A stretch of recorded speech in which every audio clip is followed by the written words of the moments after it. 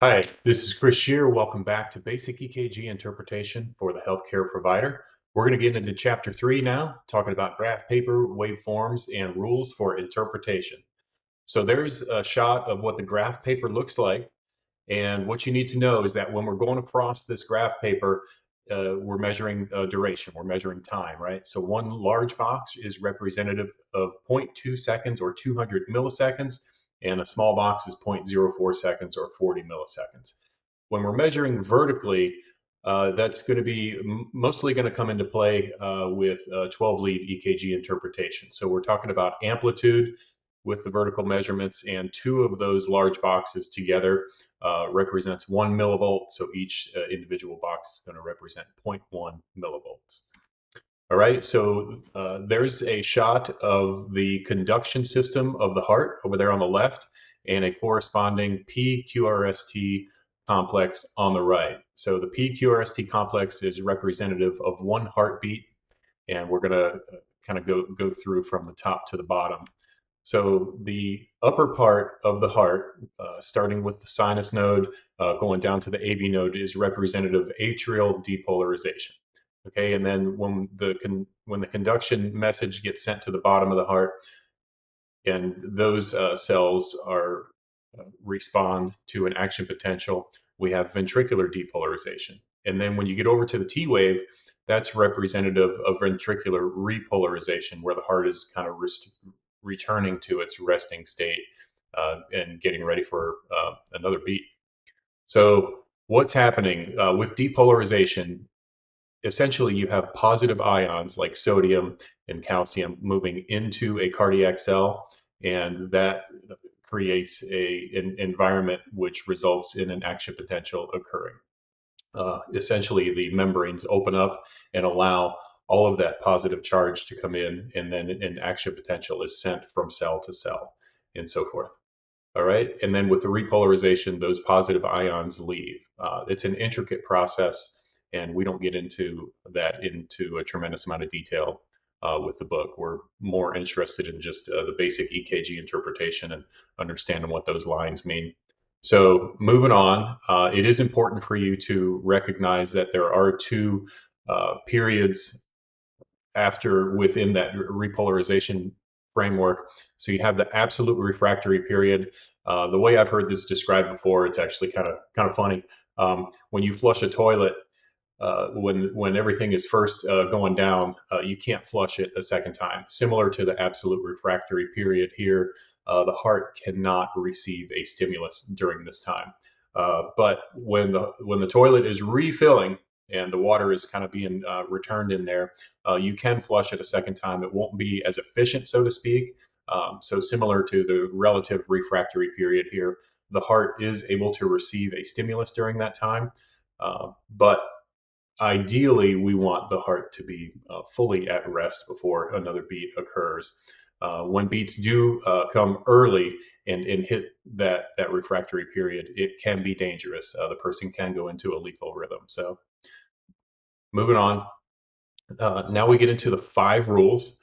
And so, what we are looking at is the rate, how fast and slow. The rhythm, is it regular? So, in other words, are those beats coming exactly the same time apart? The P waves that we're seeing, are they all the same shape, upright, round? The morphology is the same. And is there one for each QRS complex? And then we measure the PR interval. So we're going from the beginning of the P wave right here to where the QRS complex starts. So even though it says PR interval, you would actually measure it to where the QRS complex starts, right there where the cursor is. And that should be between 0.12 and 0.20 seconds. And then your QRS complex itself, which again represents ventricular depolarization, should be less than 0.12 seconds. And if it's wider, if it's 0.12 seconds or wider, it indicates that there's some type of a delay in the conduction, or that the actual rhythm is being generated in the ventricles, which ideally we don't want. In the book, you will have 3 additional rules that are mentioned: the ST segment, the T wave, and the QT interval.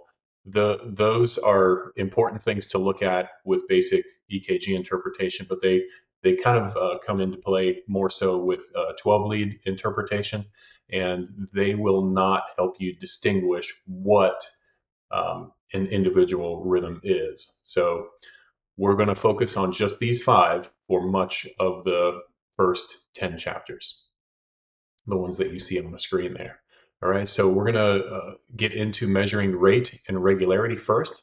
So we have an EKG rhythm strip there, and you can see you can use calipers to measure the distance. You can use calipers or a ruler, or honestly, you can just count them with your eye and a pencil or pen or something. So I've got these calipers that are all the same size, just kind of going across, and you can see that there is about exactly 18 boxes, small boxes, separating each one of those. So we have a regular rhythm.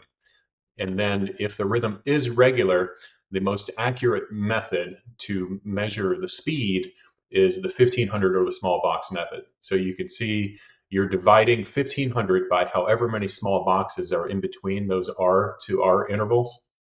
And in this case, we have 83. So if we're using a little bit of a quicker method, again, for a regular rhythm, you can use the big box method. All right. So the way the big box method works is it's a good idea to find one of these QRS complexes in R wave that falls on the beginning of a big box.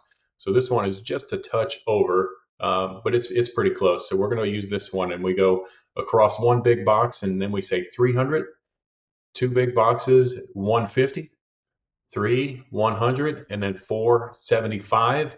We can see this R wave here is a little bit tight this way.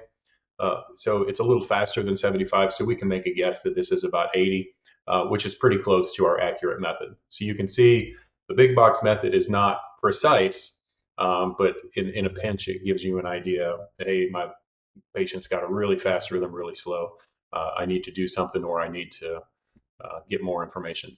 So moving on to some rhythm strips that maybe uh, we might need to use a different method for measuring the speed.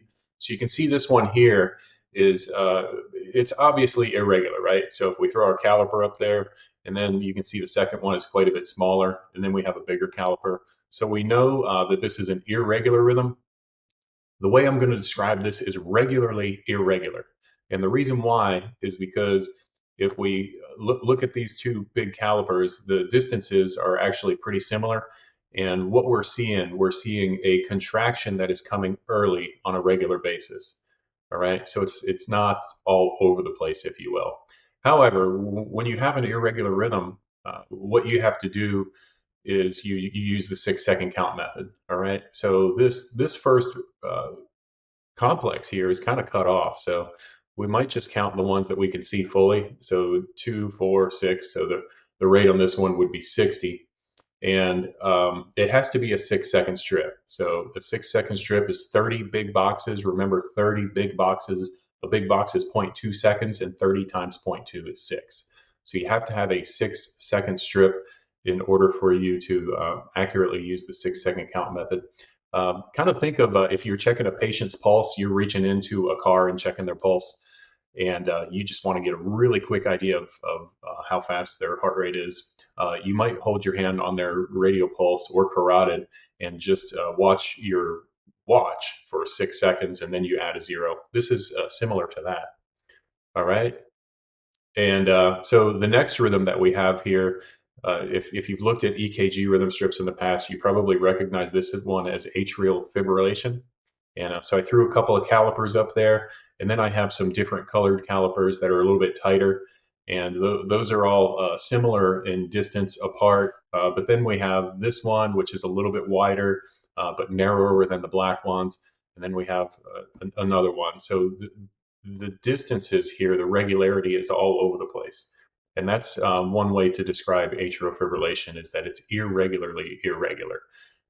And that is it. So we're going to wrap it up there for this video, and we will get into um, P waves, the PR interval, and QRS complex width in the next video. Thank you.